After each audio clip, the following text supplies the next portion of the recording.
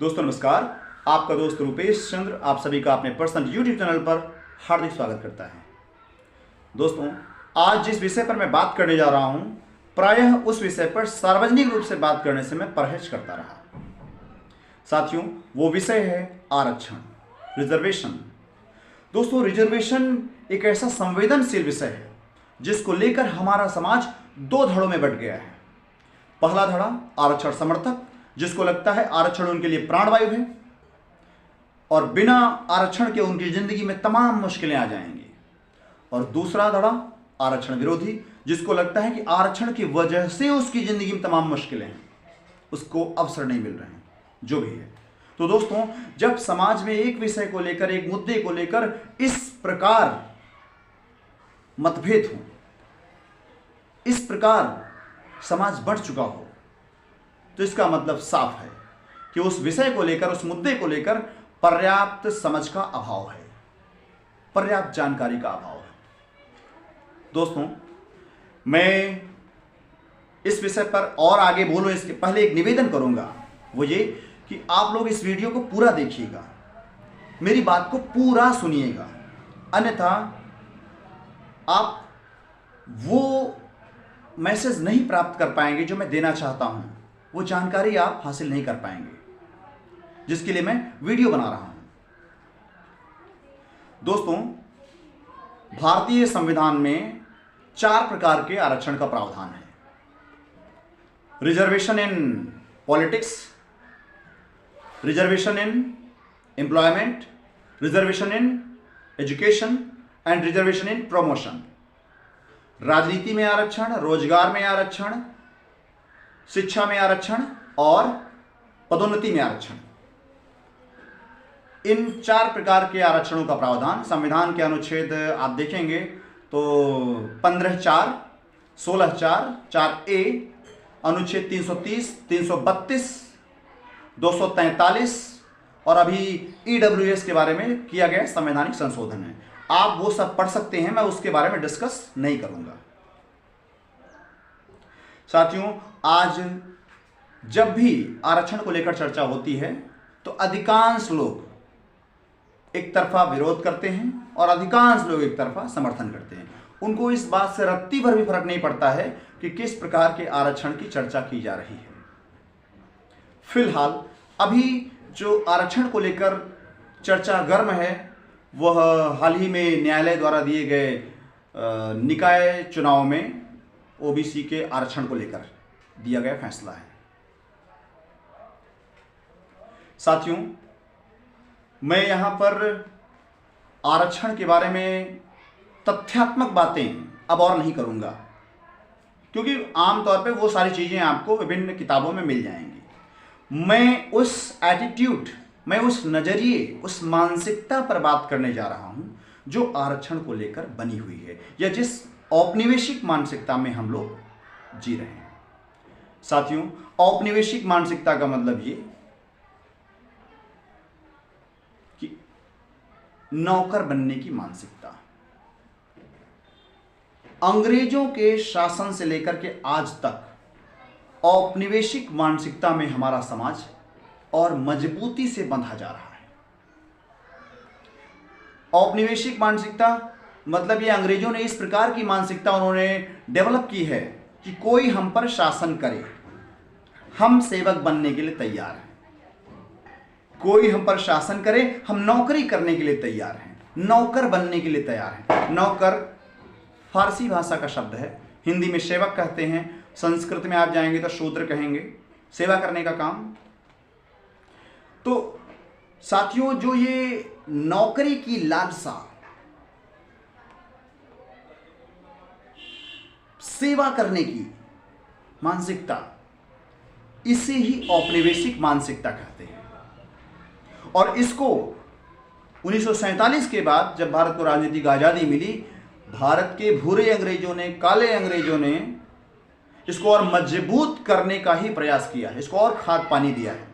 और आज नौकरी के प्रति, सरकारी नौकरी के प्रति जो आकर्षण हमारे समाज में पैठ गया है, वो आकर्षण ही आरक्षण के आधार पर समाज में द्वेष फैला रहा है। दोस्तों, अंग्रेजों के शासन में भी अधिकांशतः लोग सरकारी नौकर बनना पसंद नहीं करते थे। अधिकांश लोग। भारत जब आजाद हुआ तथाकथित 1947 में, उसके बाद भी लोग सरकारी नौकरी पसंद नहीं करते थे। फौज में तो जबरदस्ती लोगों को पकड़ पकड़ के भर्ती करना पड़ता था। जिसको तंदुरुस्त देखते थे, हट्टा कट्टा देखते थे, उसमें भर्ती कर लेते थे।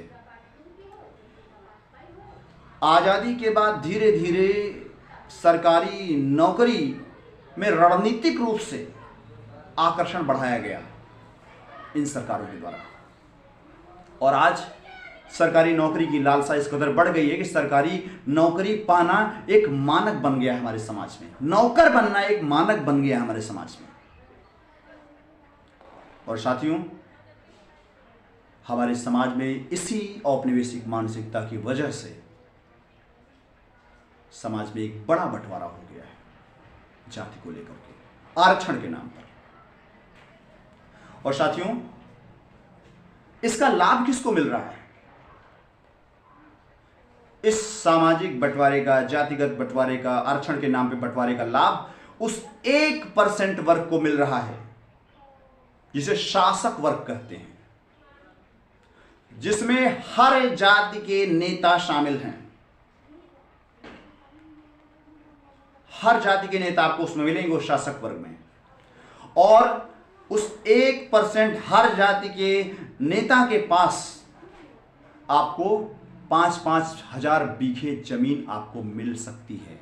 जमीन नहीं होगी तो चल संपत्ति होगी, हजारों करोड़ रुपए की उनके पास बैंक बैलेंस होगा। यस, और उस ओर हमारा ध्यान ना जाए। ध्यान रहे दोस्तों, भारतीय संविधान के अनुच्छेद 39 आप पढ़िएगा, 39B और 39C। ये बहुत इंपॉर्टेंट बात बताने जा रहे हैं आप लोगों को। ये फैक्ट है, 39B और 39C, इसको पढ़िएगा, जिसमें राज्य को नीति निर्देशक तत्वों के माध्यम से निर्देश दिया जाता है कि वह देश में अचल संपत्ति के स्वामित्व नियंत्रण के बारे में ऐसे प्रावधान करेगा ताकि समाजवाद की स्थापना हो सके, अचल संपत्ति का समान वितरण हो सके, आर्थिक व्यवस्था कुछ इस प्रकार की बनाई जाए कि समाज के हर वर्ग को, हर व्यक्ति को जीने योग्य बेहतर अवसर मिल सके, चल संपत्ति का वितरण इस प्रकार किया जाए। ध्यान रहे दोस्तों, इस प्रावधान को लागू करवाना है। और जो ये 1% पॉपुलेशन है, 1% लोग जो शासक वर्ग हैं, इन्हीं के पास देश के 73% संसाधन केंद्रित हैं। अभी कुछ समय पहले एक मैकेंजी रिपोर्ट आई थी, शायद 2018 की रिपोर्ट है, मुझे उसका डेटा याद है, बढ़ गया होगा। 2018 में मैकेंजी रिपोर्ट के मुताबिक देश के 73% संसाधनों पर 1% लोगों का कब्जा है, और जो 25% गरीब पॉपुलेशन है उसके पास सिर्फ 4% संसाधन है। सॉरी, 50% गरीब पॉपुलेशन के पास सिर्फ जीने के लिए 4% संसाधन है। अब इसको ऐसे ही समझ सकते हैं कि 50 लोग हैं और 4 संसाधन हैं। 50 लोग, 4 संसाधन। अब 50 लोगों की नजर 4 संसाधनों पर होगी, उसमें ये 1% लोग क्या करेंगे? 2 आरक्षित कर देंगे। लोग 50 हैं, 2 संसाधन आरक्षित हो गए, 2 अनारक्षित हो गए, फिर भी सबका पूरा नहीं पड़ेगा। ज्यादा से ज्यादा खींचातानी होगी, लूट खसोट होगी, छीना झपटी होगी। और जो 1% लोग हैं, 73% संसाधन कब्जाए बैठे हैं, उस पर नजर हमारी ना पड़े, इसके लिए वो जाति के नाम की दीवार उठा देते हैं, धर्म की नाम की दीवार उठा देते हैं, आरक्षण की दीवार को उठा देते हैं। उस दीवार के पीछे वो 1% लोग अपने 73% संसाधनों का उपभोग कर रहे होते हैं। तो साथियों, इस चीज़ को समझने की ज़रूरत है कि हम अपने जो थोड़े से संसाधन हैं, जिन पर बहुत बड़ी पॉपुलेशन डिपेंड है, उस पर छीना झपटी करने की ज़रूरत नहीं है। अपने लोगों में एक दूसरे के प्रति द्वेष रखने की ज़रूरत नहीं है, बल्कि उस 1% लोगों द्वारा कब्जाए गए 73% संसाधनों की ओर ध्यान देना है। वो अवैध रूप से कब्जा किए हुए हैं और उन संसाधनों का समान वितरण करवाना है। जिस दिन देश के संसाधनों का समान वितरण हो जाएगा, न्यायपूर्ण वितरण हो जाएगा, उचित वितरण हो जाएगा, उस दिन हर व्यक्ति अपना जीवन गरिमामय तरीके से जी सकेगा। लेकिन उस 1% पॉपुलेशन के द्वारा कब्जाए गए संसाधनों पर नजर ना पड़े, इसके लिए वो 1% शासक वर्ग के लोग भरसक प्रयास करते हैं कि हम लोग आपस में लड़ते रहें, कॉमन मैन आपस में लड़ता रहे, जात के नाम पे, धर्म के नाम पे, रिजर्वेशन के नाम पे। तो अब जरूरत है ये जो 99% शासित लोग हैं कि वो ऊपर उठें और उस दीवार के उस पार झांक कर देखें कि उधर आपके 73% संसाधन 1% लोग भोग रहे हैं। तो दीवार के पार झांकने के लिए दीवार से ऊपर उठना होगा। और दीवार किस चीज की है? जाति की है, धर्म की है, मजहब की है, नफरत की है और आरक्षण के नाम की दीवार है। तो दोस्तों, इन सब चीजों से ऊपर उठना होगा और हमें उस ओर देखना होगा कि हमारे 73% संसाधन उधर हैं और उन संसाधनों का उचित और न्यायपूर्ण वितरण हो, इसके लिए प्रयास करना होगा। और जिस दिन ऐसा हो गया, उस दिन से इन राजनेताओं की राजनीति नफरत के नाम पे, रिजर्वेशन के नाम पे समाप्त हो जाएगी। और ध्यान रहे, जिस दिन ये आरक्षित वर्ग के लोगों ने ये कह दिया कि हमको रिजर्वेशन नहीं चाहिए, SC ST OBC ने अगर कह दिया हमें रिजर्वेशन नहीं चाहिए, तो ये सरकार डंडे के बल पर रिजर्वेशन देगी। तुमको रिजर्वेशन नहीं चाहिए, मार मार के रिजर्वेशन दिया जाएगा, क्योंकि रिजर्वेशन ही तो उनका टूल है जिसके नाम पे वो पब्लिक को बांट रहे हैं और पब्लिक की नजर उनके द्वारा कब्जाए गए, अवैध तरीके से कब्जाए गए 73% संसाधनों पर नजर नहीं पड़ रही है। तो दोस्तों, हमें जाति के नाम पर, धर्म के नाम पर, रिजर्वेशन के नाम पर लड़ने की जरूरत नहीं है, इससे ऊपर उठने की जरूरत है ताकि हम अपने हक और अधिकार देख सकें और उसके लिए एकजुट होकर संघर्ष कर सकें। तो साथियों, मुझे लगता है कि जो मैसेज मैं देना चाहता था, जो चीज मैं समझाना चाहता था, वो मैंने कह दिया है। फिर भी यदि आपको लगता है कोई डाउट है, कुछ और क्वेरी है, कुछ प्रश्न पूछना चाहते हैं, तो आप कमेंट बॉक्स में पूछ सकते हैं। आपके प्रश्न का मैं उत्तर देने का प्रयास करूंगा। आप सभी को प्रणाम, नमस्कार, आभार।